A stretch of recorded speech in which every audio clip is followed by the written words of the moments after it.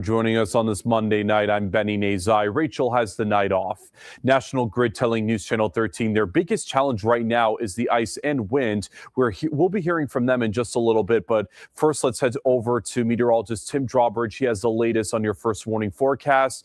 Tim, a very windy, very chilly night here in our neck of the woods. Absolutely. Seems even more so after dealing with the freezing rain last night. It's kind of a one pause, 2-3 punch over the last 4 days. Gust to 37 here in Albany, a gust to 31 at Sprakers, and a gust to near 30 at North Adams. The update just populating in, a gust to 42 at Scatico.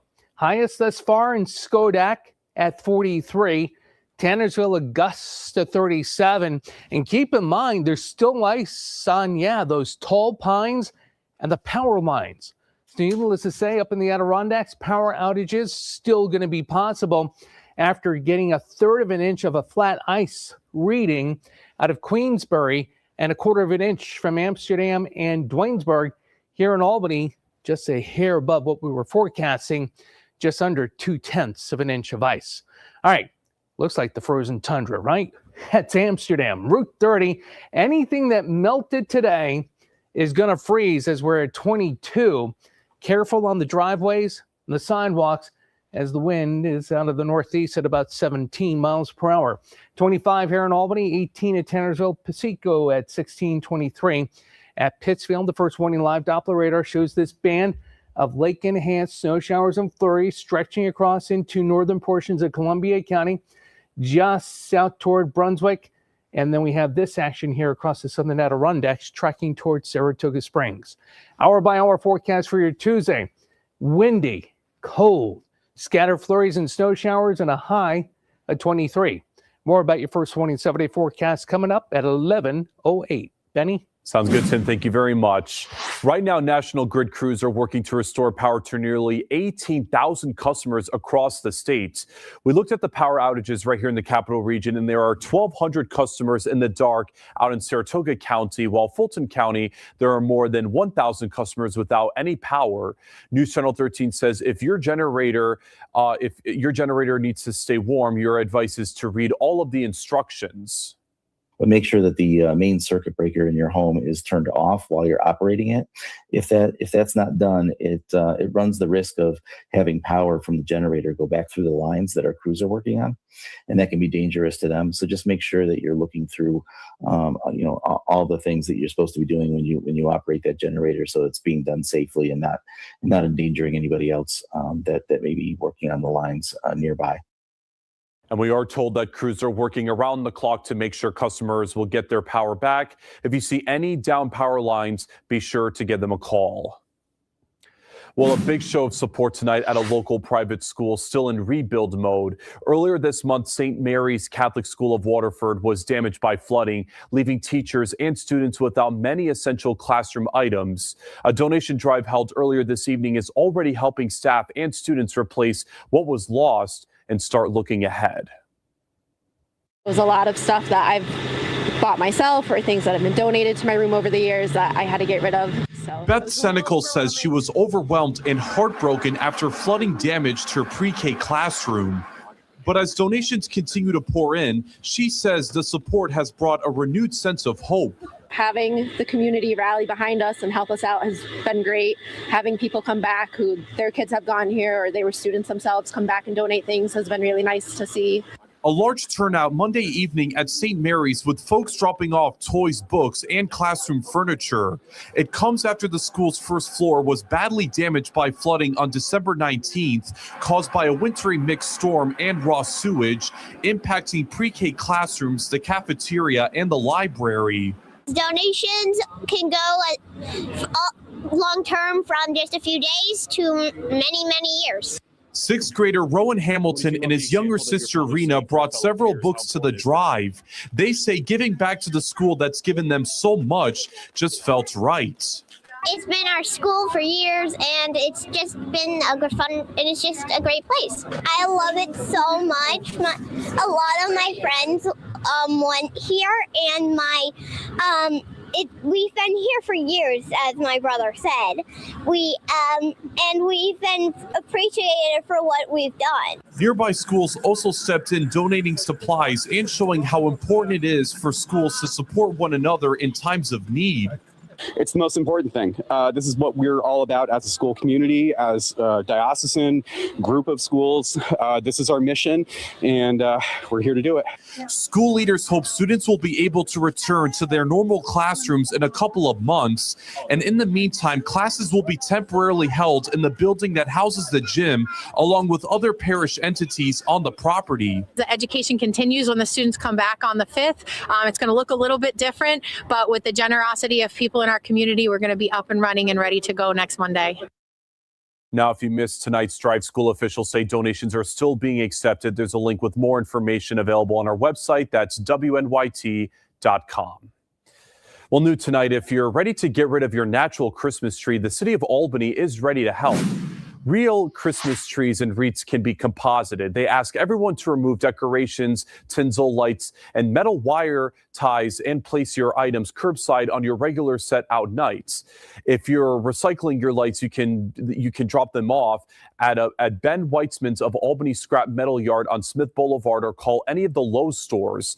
Plain wrapping paper and holiday cards can be recycled. If you have any questions, you can visit the website albanynyrecycles.com. Well, New Year's Eve is just days away, and the city of Saratoga Springs is offering music fans an exciting way to ring in the new year.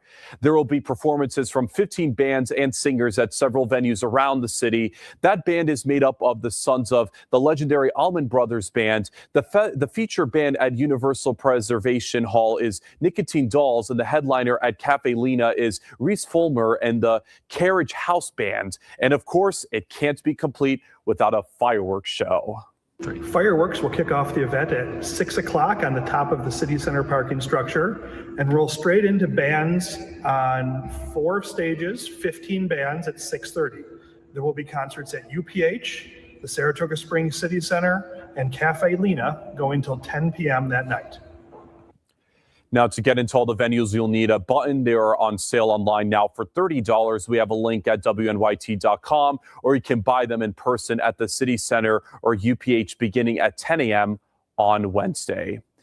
And now, in preparation for one of the country's biggest New Year's celebrations, confetti was tested in New York City. Conditions were less than ideal this morning with rain and wind. However, as you can see, the confetti is ready for the annual celebration. New Year's Eve brings millions to the crossroads of the world to watch the ball drop from the top of Times Square. More than 3,000 pounds of confetti will be dropped on Times Square at midnight.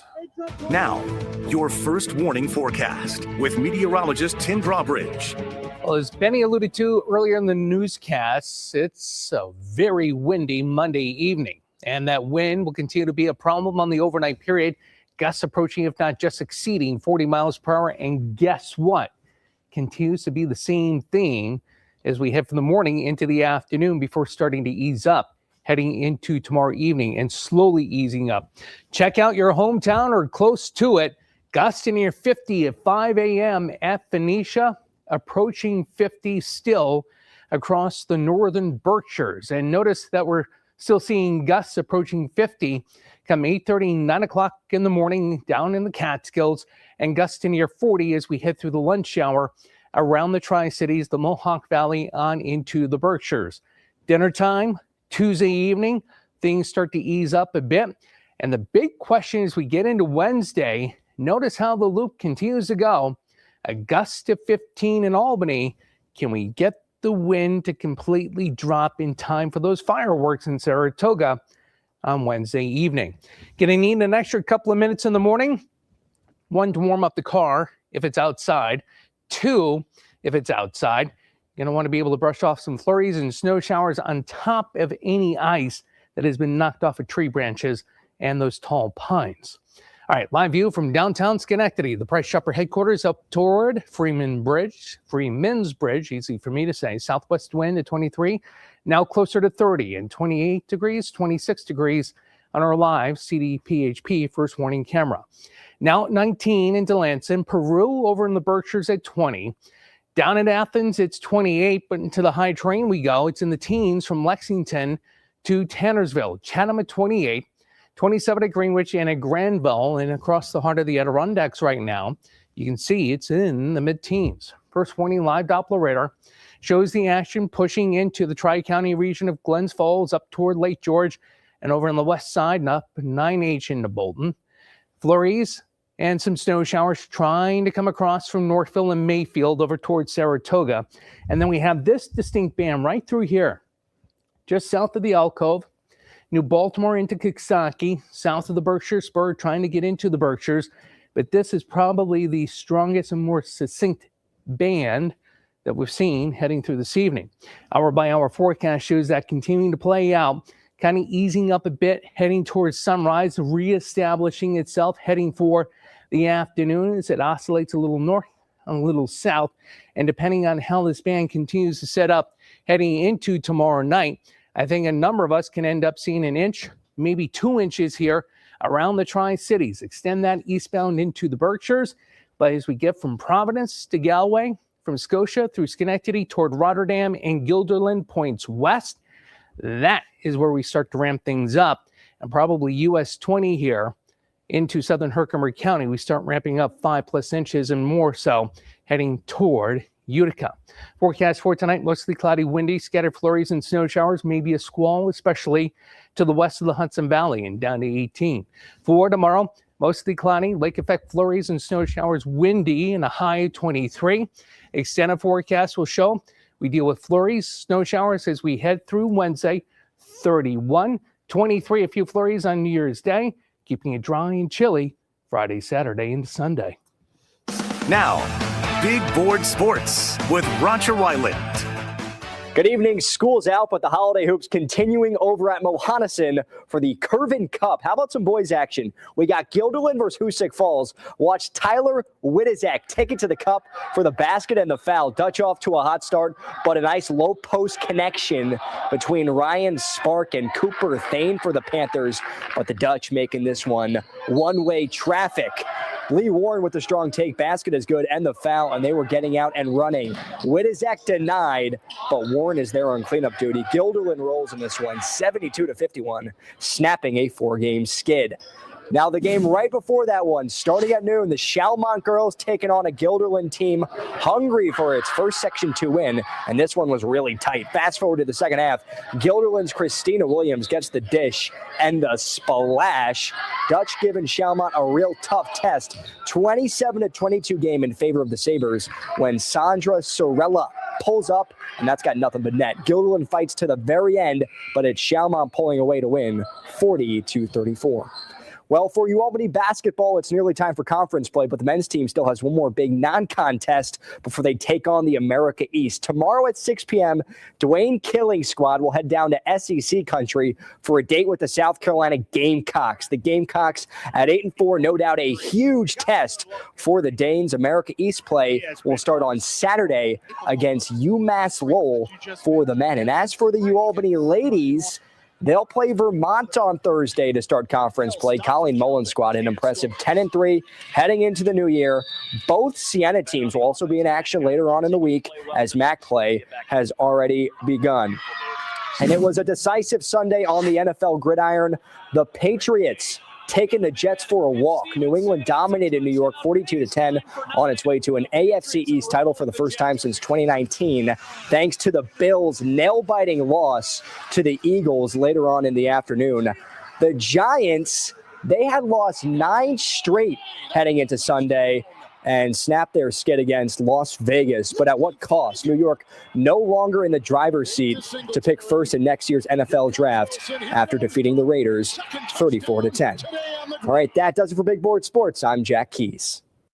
Jack, thank you so much. And yeah, NFL playoffs coming up, but of course, the championships for a lot of fantasy football leagues, or all the fantasy football leagues, just wrapped up. You and I were talking the Monday night game. I was keeping a close eye on that one because you had the Falcons and the Rams playing up against Mike DeMarco. I think he just edged me out. He had Bijan in that. So, Mike, if you're watching tonight, congratulations.